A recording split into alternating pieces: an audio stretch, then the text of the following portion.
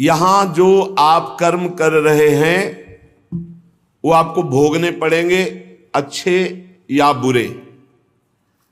बिना भोग के ये नष्ट नहीं होते। एकमात्र उपाय है, जैसे आपको वकीलों के द्वारा प्रमाणित कर दिया गया कि यहां के वकील हैं चित्रगुप्त, पूरी सीन सहित आपकी चेष्टाओं को अंकित किया जाता है, वो आपके मन में है, आगे प्रसंग आएगा।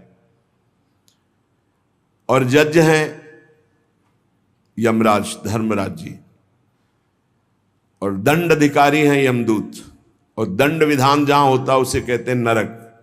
तो जैसे यहां जज ने कानून से अपराध करने वाले को दंड दे दिया, जाओ तुम्हें फांसी की सजा, राष्ट्रपति का अधिकार है, वो पूरा माफ कर सकता है। ऐसे ही राष्ट्रपति हैं भगवान श्री हरि। अहम त्वाम सर्व पापेभ्यो मोक्षयिष्यामि मा शुचा। अगर शुभ अशुभ कर्मों से बचना चाहते हो तो एकमात्र उपाय भगवान की शरण में होकर नाम जप करो, अन्यथा अवश्यमेव भोक्तव्यम कृतम कर्म शुभाशुभम।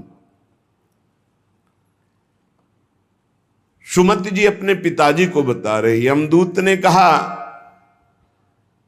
महाराज, मृत्युलोक में मनुष्य जो पुण्य और पाप करता है बारी बारी से उसे भोगना पड़ता है। बहुत ध्यान से सुनोगे तो आपको बड़ी सावधानी प्राप्त हो जाएगी। जो छोटी मोटी गलतियां आप हंसी खेल में करते हैं वो भी आपको दंड भोगना पड़ेगा। ये पाप और पुण्य बिना भोगे नष्ट नहीं होते कि आपने पाप कर दिया और दान दे दिया तो वो पाप कट गया, ऐसा नहीं है। पुण्य का अलग विभाग होगा, पाप का अलग विभाग होगा। अगर काट सकते हैं तो सिर्फ भगवान काट सकते हैं। भगवान का भजन काट सकता है, दूसरा नहीं। लाखों जन्मों में जो तुमने पाप और पुण्य किया है, जो एकत्रित है, उसका नाम है संचित कर्म। संचित पाप और पुण्य, और उससे जब मनुष्य शरीर मिलता है या जो शरीर मिलता है उससे जो हिसाब निकाल करके कुछ पुण्य और कुछ पाप, उसे प्रारब्ध भोग कहते हैं। फिर यहां कर जो नवीन कर्म किया जाता है उसे क्रियमाण कहते हैं। मनुष्यों के लिए जो उनका जमा हुआ पाप और पुण्य है वो अंकुरित होकर बढ़ता रहता है, ब्याज दर ब्याज। बहुत दुर्गति होती है, इसीलिए बहुत जन्म हम भोगें तो भी अपने संचित कर्म को नहीं भोग सकते। जैसे बीज मिट्टी और जल की आकांक्षा करता है तभी वो उत्तम वृक्ष रूप धारण करता है, ऐसे ही पाप और पुण्य उसे प्रेरित करके पुनः पाप करवाता है, प्रेरित करके पुण्य पुनः पुण्य करवाता है। अगर पाप कर्म में रहती है तो पाप पर पाप, पाप पर पाप, और ये एकत्रित होकर वृक्ष रूप होकर समय स्थान वो निश्चित करेगा। पाप तुम्हें कहां दंड देना है, समय स्थान। बुरी दशा आने के पहले बुद्धि बदली जाती है, उसकी बुद्धि बदल दी गई। आप ना आवे आप पर ताई तहां ले जाए, वो वहीं ले जाएगा, उसी स्थान पर मारा जाएगा, उसी स्थान पर जो दंड उसे मिलना मिलेगा। जैसे आपने छोटा पाप किया तो आपके चलते समय पैर में कांटा चुभेगा और दुख होगा। कांटा निकाला गया, थोड़ी दिन वहां दर्द रहा, खत्म हो गया, आपका पाप क्षय हो गया। छोटा पाप कोई, आगे बताया जाएगा कौन कौन से पाप से कैसे कैसे दंड मिलते हैं। अब अगर आपसे थोड़ा बड़ा पाप बना है तो वही पैर में लोहे की कील बनकर चुभेगा, कांटे की जगह लोहे की कील, अधिक दुख होगा।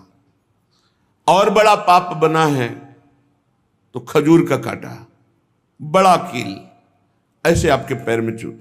बिना पाप कर्म के कहीं भी किसी को कोई भी दुख नहीं हो सकता। सिर में दर्द होना, आजीवन पूरे जीवन सिर का रोग हो गया कि वो दर्द ही होगा 2-4 दिन में, 10 दिन में, पाप का कारण। अपथ्य भोजन, सर्दी सहन न होना, गर्मी सहन न होना, हर समय हृदय जलते रहना पाप का लक्षण। भिन्न भिन्न पाप भिन्न भिन्न प्रकार के दुख देते हैं दीर्घ काल तक। शस्त्र और अग्नि आदि का भय ये पाप के कारण होता है। अनेक जन्मों के संचित पाप, कोई इसी जन्म के केवल नहीं है, वो केवल मंडराते रहते हैं आकाश में दंड देने के लिए, समय इंतजार करते हैं। जैसे नरक में पड़े हुए जीव तुम देख रहे हो, घोर पाप का फल भोग रहे, केवल दिखाया गया था नरक। जानते हो किस बात से? कल याद होगा, सुमति जी ने पानी पीने जाने वाली गौओं को वैश्य कुल में 7वें जन्म में जन्मे जब थे, तो उन्होंने उनको नहीं पीने दिया। इसके अपराध से उनको नरक दिखाया गया था। तो वो यमदूतों से प्रश्न करते जाते हैं और उनका उत्तर यमदूत देते जाते हैं। ये जो तुम देख रहे हो तड़पते हुए जीवों को नरक में, महापापी लोग हैं, अपने पाप का फल भोग रहे हैं। जब कोई पुण्यात्मा होता है तो स्वर्गलोक में जाता है, देवताओं के साथ रहता है, गंधर्व उसका गुणगान करते हैं, अप्सराओं का नाना प्रकार से सुख उठाते हैं। और जब पुण्य भोग क्षीण हो जाता है तो फिर यहां आकर के मनुष्य लोक में अपने कर्मानुसार जन्म लेते हैं। राजन, ये जो तुमने पूछा कि किस किस पाप से पापियों को कौन कौन सा नरक में दंड मिलता है, वो मैं बतला रहा हूं। जो नीच मनुष्य कामना और लोभ के वशीभूत होकर दूषित दृष्टि से हर स्त्री को भोग भाव से देखता है, जिसको देखता है बस काम भाव से देखता है। बोले जो दुष्ट दूषित भाव से माताओं बहनों को भोग दृष्टि से देखता है, तो यहां बड़ी बड़ी चोंच वाले वज्र के समान जिनकी चोंच ऐसे गिद्ध बार बार हजारों वर्ष उनकी आंखों को नोचते और खाते रहते हैं। वो आंखें बार बार होती रहती हैं, बार बार निकालते। यही वहां है कि मरना नहीं है। उनकी दोनों आंखों को वज्रतुल्य नरक के पंछी बार बार निकालते हैं और खाते हैं, और उनके पुनः नए नए नेत्र उत्पन्न हो जाते हैं। इस पापी को पलक झपकने तक के लिए विश्राम नहीं मिलता, निमिष तक के लिए कि थोड़ा चैन मिल जाए, महान दुख होता रहता है। हजारों वर्ष तक उसको इस नेत्र दर्द पीड़ा भोगनी पड़ती है। और फिर जब मृत्युलोक में जन्मता है तो नेत्र रोगी पैदा होता है। वो यहां पैदा होगा नेत्र रोगी, या नेत्र ही नहीं है या नेत्रों में दिखाई नहीं दे रहा, कई तरह के व्यवधान, जिन्होंने नेत्रों का दुरुपयोग किया। अब जिन लोगों ने, जिनको तुम देख रहे हो इनकी जबान काटी जाती, बार बार जबान नोची जाती है, ये वही लोग हैं जो शास्त्र का गलत उपदेश किए हैं, गलत अर्थ किए हैं, अपनी वासना की पूर्ति के लिए शास्त्र का गलत प्रयोग किए हैं, जो किसी को गलत सलाह दी है, तो इनकी जबान बार बार छोटे छोटे हिस्से में तलवार से काटी जाती है।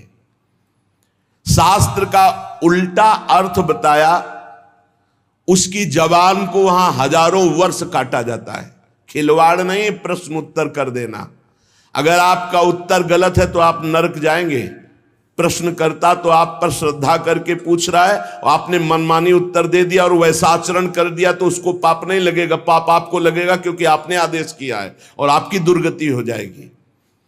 इसीलिए अनाधिकारी को जब जनक जी महाराज विदेह राज ने पूछा, निमि जी ने नवयोगेश्वरों से कि मैंने यही प्रश्न कर्म के विषय में सनकादि से पूछा था, वो मौन थे, कोई उत्तर नहीं दिया, क्यों? तो बोले उस समय आपका ज्ञान जागृत नहीं हुआ था, आप उस समय अनाधिकारी थे, कर्म का बड़ा सूक्ष्म विषय होता है, इसीलिए मौन थे। ऐसा नहीं कि हर प्रश्न का उत्तर फटाक से दे दे, और वो गलत है अगर उत्तर तो शास्त्र सम्मत नहीं है तो उत्तर देने वाले को नरक का दंड मिलेगा, उसकी जबान हजारों वर्ष वहां काटी जाएगी। जो शास्त्र का गलत अर्थ करता है, जो शास्त्र को अपनी वासना पूर्ति के लिए घुमा करके बोलता है, जो किसी को बुरी सलाह देता है, उसकी जबान यहां काटी जाती, जो देख रहे हो। और हे सुमति जी, जो वेद की निंदा करते हैं, देवताओं की निंदा करते हैं, संतों की निंदा करते हैं, वैष्णव की निंदा करते हैं, गुरु की निंदा करते हैं, गुरु पर दोष दृष्टि करते हैं, गुरु को वक्र दृष्टि से देखते हैं, क्रोध दृष्टि से। उन सब को यहां भयंकर वज्र तुल्य वाले जिनकी चोंच है, ऐसे पक्षी गिरा गिरा करके उनके अंगों को नोचते हैं, जबान, आंख और उनके शरीर के अंगों को। जितने निमेष तक उनके द्वारा ये जिह्वा जनित पाप हुआ है, उतने 1000 वर्ष तक उनको पक्षी नोचते हैं। जो नराधम बिना दोष के दो मित्रों में फूट डाल देते हैं, एक दूसरे की चुगली करके, पिता पुत्र स्वजन में भेद पैदा कर देते हैं, और जो पुरोहित, बहुत ध्यान देने योग्य बात, अनुष्ठान का संकल्प लेता लेकिन अनुष्ठान पूर्ण नहीं करता, जजमान को क्या पता। जो पुरोहित जजमान से नियत संख्या ले ली धन और अनुष्ठान पूरा नहीं किया, या जो अपनी माता और पिता का अपमान किया, जो अपनी शरणागत, अपने अर्धांग विराजमान पाणि ग्रहण की हुई पत्नी का विविध प्रकार से अपमान और शोषण किया, वो यहां आरे से चीरे जाते हैं 1000 वर्ष तक। दिखाया, देखो ये बीच आरे से आराम आराम से एक एक अंग चीरे जाते हैं। उस पुरोहित को भी दंड मिलता है, उस पुत्र को दंड मिलता है जो माता पिता का अपमान, उस पति को दंड मिलता है जो पत्नी का शोषण, उस पत्नी को दंड मिलता है जो पति से छल करती है। आप खुली आंख इनकी दुर्गति देख सकते हैं।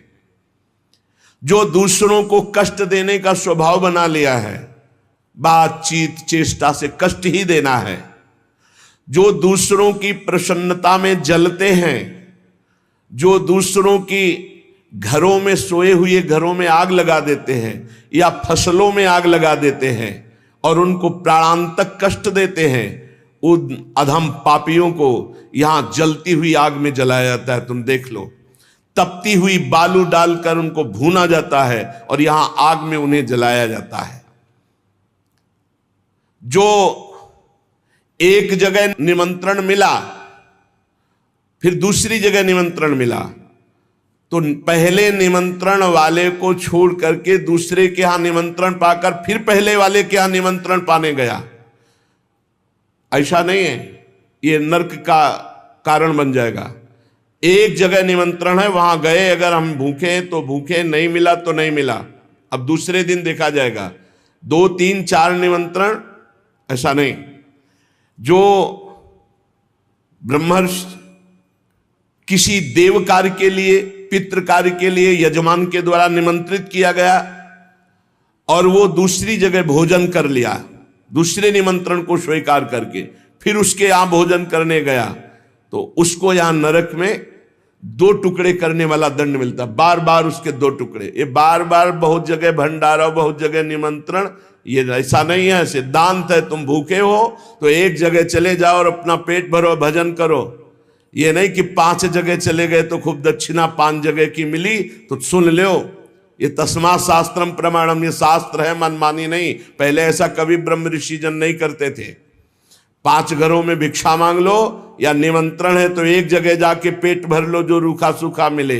ये 14 जगह भंडारा, 14 जगह निमंत्रण, तो उसकी व्यवस्था है। ये नरकगामी बना देगा, बुद्धि भ्रष्ट हो जाएगी।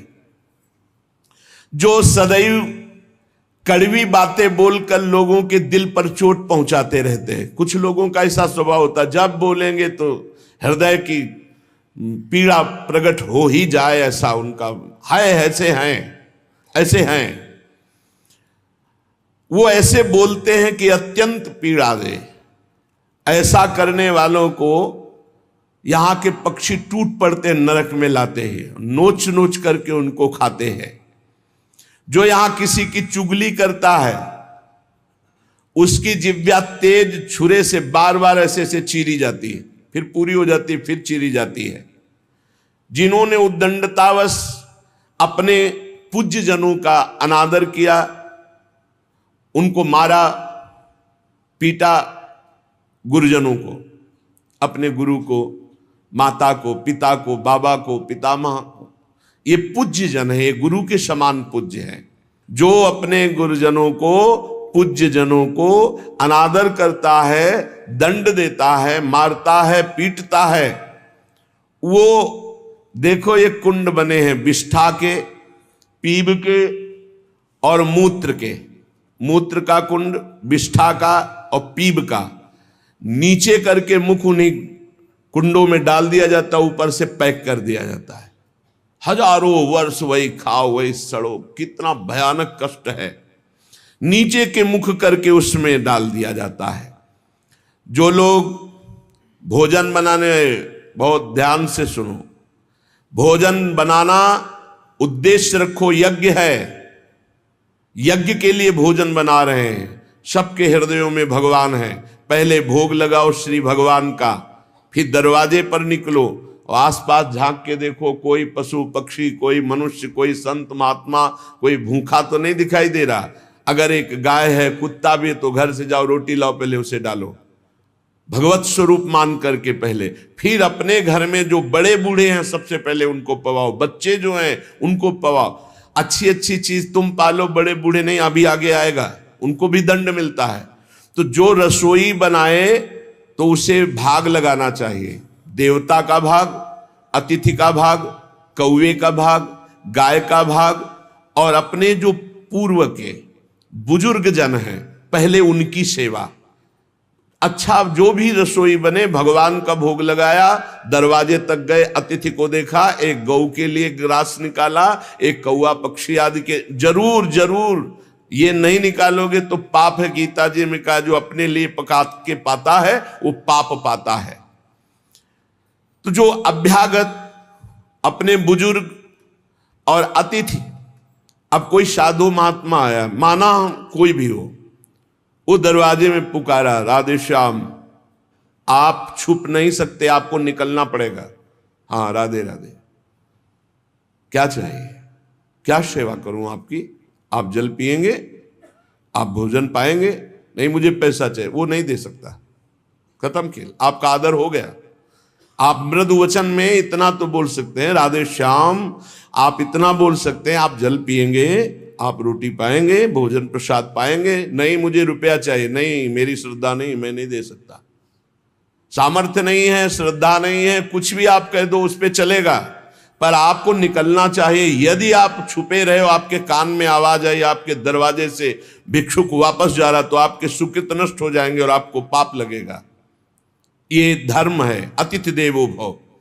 देना ना देना वो आपके ऊपर की बात है, लेकिन मृदुवचन, जल और भोजन, ये तीन तो प्राय सब नहीं, कुछ है एक फल दे दे। अगर वो कहता है मुझे भूख लगी है, तो आप वहीं गेट के बाहर बैठिए, परिचय नहीं है इसलिए, घर में जो सदस्य पुरुष वर्ग का, उससे 2 रोटी भेज दीजिए। जो दुष्ट आए हुए अतिथि का अपमान कर देता है, अतिथि देवो भव, बड़ी महिमा है गृहस्थ धर्म में अतिथि सेवा, साधु सेवा की। उसे यहां पीब चाट चाट के पवाई जाती है नरक में, उनका बुरा हाल होता है। बहुत सावधानी, इसीलिए धर्मात्मा पुरुष एक एक कार्य को बहुत धर्मपूर्वक, जो यहां दूसरे के भाग का अपहरण कर लेते हैं। पंगत में एक ही भोजन चलना चाहिए, ऐसा नहीं छुपा होना चाहिए कि 10 लोगों को और 10 लोगों को और। घर में ऐसा छुपाव नहीं होना चाहिए कि बूढ़ा बुढ़िया के लिए सूखी रोटी दाल और आप गर्मा गर्म हलवा और अच्छे अच्छे पदार्थ पा रहे हो। जो ऐसा भेद करके भोजन करता है, मुखिया मुख सो चाहिए, खान पान सो एक। जिसके घर में समर्पित नौकर हैं उनको भी वही भोजन पवाओ जो तुम पाते हो। ऐसा नहीं हो सकता कि तुम बढ़िया बढ़िया और फिर निकृष्ट भोजन उसको, ये तुम्हारा पाप बन रहा है। सबके हृदय में भगवान है, भोजन वही, तुम भले बचा खुचा पालो, घर के मालिक हो, लेकिन सेवकों को, बालकों को, वृद्धजनों को, अतिथि जनों को भरपूर। ये धर्म का ज्ञान अगर नहीं है तो फिर कह रहे हैं कि शरीर बड़ा भयानक मिलता है और मुंह सुई की नोक के बराबर होता है। अब वो इतना भूख से व्याकुल होता है, पर उसको खाने को क्या मिलेगा? वही गंदी चीज और सुई की नोक के, और हाथी जैसा शरीर, और भूख से वो तड़पता रहता है। ऐसा हजारों वर्ष नरक में मिलता है।